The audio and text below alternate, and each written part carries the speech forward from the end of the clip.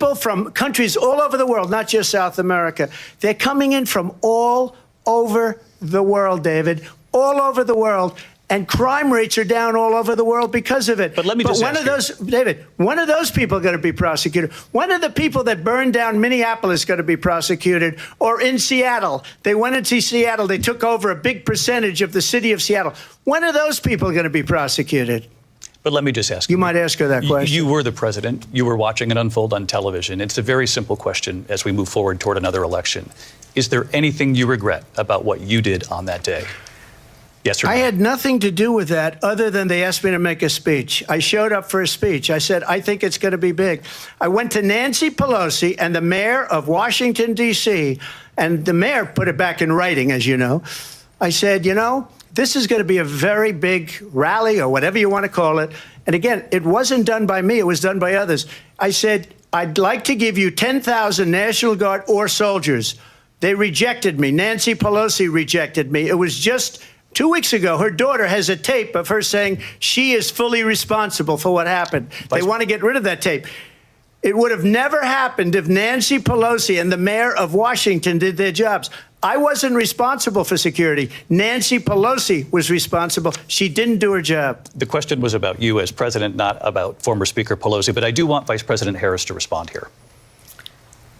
I was at the Capitol on January 6th. I was the vice president-elect. I was also an acting senator. I was there. And on that day, the President of the United States incited a violent mob to attack our nation's capital, to desecrate our nation's capital. On that day, 140 law enforcement officers were injured, and some died. And understand, the former president has been indicted and impeached for exactly that reason.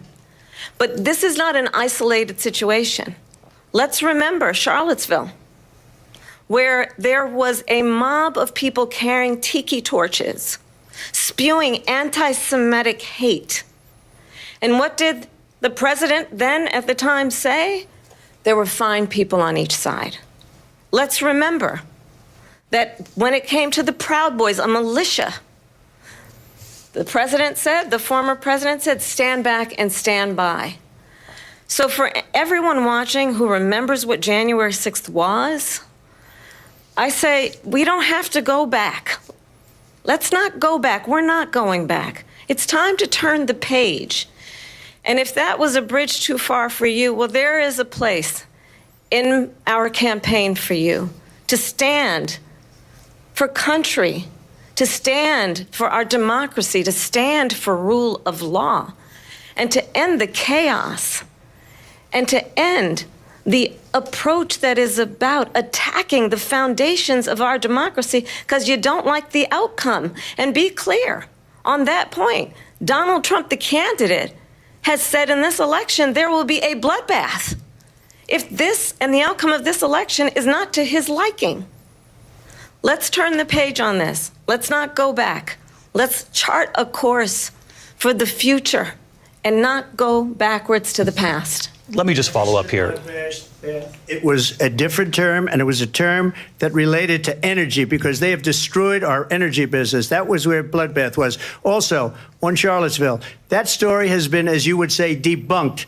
Laura Ingraham, Sean Hannity, Jesse, all of these people, they covered it. If they go an extra sentence, they will see it was perfect. It was debunked in almost every newspaper, but they still bring it up, just like they bring 2025 up. They bring all of this stuff up. I ask you this. You talk about the Capitol.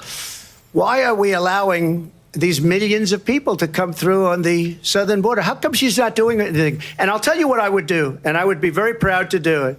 I would say we would both leave this debate right now. I'd like to see her go down to Washington, D.C. during this debate because we're wasting a lot of time. Go down to, because she's been so bad, it's so ridiculous.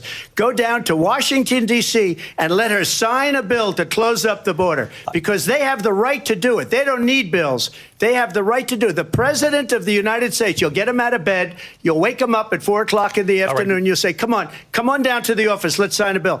If he signs a bill that the border is closed. All he has to do is say it to the Border Patrol, who are phenomenal. If they do that, the border is closed. Mr. Those President, people are killing many people, unlike J6. We talked immigration here tonight. I do want to focus on this next issue to both of you because it really brings us this into focus, truth in these times that we're living in. Mr. President, for 3.5 years after you lost the 2020 election, you repeatedly falsely claimed that you won, many times saying you won in a landslide. In the past couple of weeks leading up to this debate, you have said, quote, you lost by a whisker, that you, quote, didn't quite make it, that you came up a little bit short. I said that? Are you now acknowledging that you lost in 2020? No, I don't acknowledge that at all. But I you said did that say sarcastically. that. You know that. It was said, oh, we lost by a whisker. That was said sarcastically. Look, there's so much proof. All you have to do is look at it. And they should have sent it back to the legislatures for approval. I got almost 75 million votes, the most votes any sitting president has ever gotten. I was told if I got 63, which was what I got in 2016, you can't be beaten. The election, people should never be thinking about it. An election is fraudulent. We need two things. We need walls. And we have to have it. We have to have borders, and we have to have good elections. Our elections are bad. And a lot of these illegal immigrants coming in, they're trying to get them to vote. They can't even speak English. They don't even know what country they're in practically. And these people are trying to get them to vote. And that's why they're allowing them to come into our country. I did watch all of these pieces of video. I didn't detect the sarcasm, lost by a whisker. We didn't quite make it. And we should just point out here as clarification, and you know this, you and your allies, 60 cases in front of many judges, many of them Republican. No judge looked at it. And said they said we didn't have standing. That's the other thing. They said we didn't have standing, a technicality. Can you imagine a system where a person in an election doesn't have standing? The president of the United States doesn't have standing. That's how we lost. If you look at the facts, and I'd love to have you'll do a special on it. I'll show you Georgia, and I'll show you Wisconsin, and I'll show you Pennsylvania, and I'll show you.